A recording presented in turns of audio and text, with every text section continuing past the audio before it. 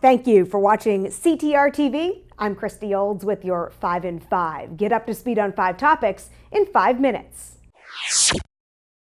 CT Realtors as an association became involved last year in raising awareness about the opioid epidemic here in Connecticut. The association formed a work group to look at ways realtors could help families and communities, in part by reducing the stigma associated with opioid use disorder. That decision came after the crisis hit close to home. Former Greater Hartford Association CEO Jeff Erikalian lost his 24-year-old son Jordan to a heroin overdose last summer. Jordan battled drug addiction since he was in high school, overdosed more than a dozen times, and tried many treatment programs. Jeff shared his story to help others realize it's okay to ask for help.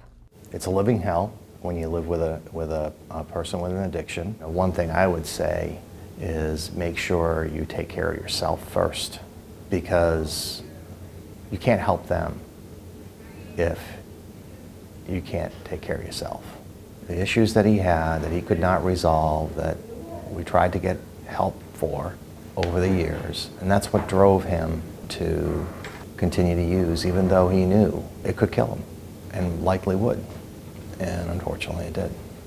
To hear more of Jeff Erikalian's story, go to CTR.tv. If you're a realtor and have a personal story to share about opioid addiction, recovery, or loss, please email me at Christy@CTRealtors.com.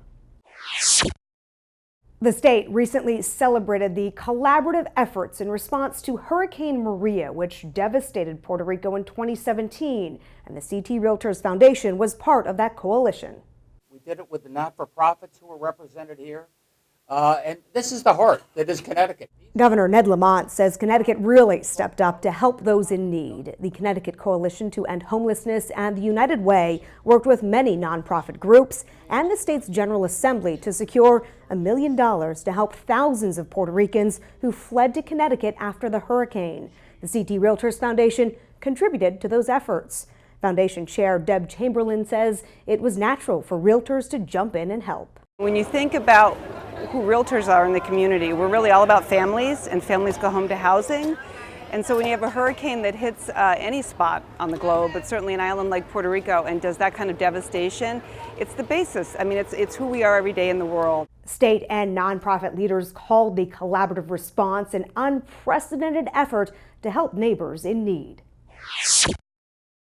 CTR wants to make realtors aware of recent changes to the association's concrete foundation forms. The updates are to the voluntary concrete advisory and disclosure for buyers and sellers, as well as the foundation advisory for buyers. The change directs buyers to crumblingfoundations.org for information on claims eligibility, professional inspection requirements, and the latest information.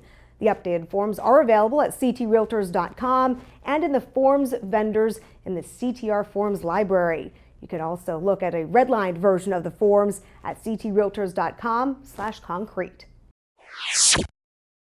The Dog Days of Summer campaign continues. It's an effort by the CT Realtors Foundation to raise money for 3 animal shelters and rescue organizations here in Connecticut. One of them is the Meriden Humane Society. Volunteers with the shelter brought some furry friends looking for their forever homes to the CTR TV studio. One of them is Panda. She's a 2-year-old cat who ended up at the Meriden Humane Society after giving birth to 4 kittens. Karen Annis is on the shelter's board and says Panda loves being with other people and other cats. What sometimes or frequently happens is all of the babies have been adopted and Panda's still waiting for her turn.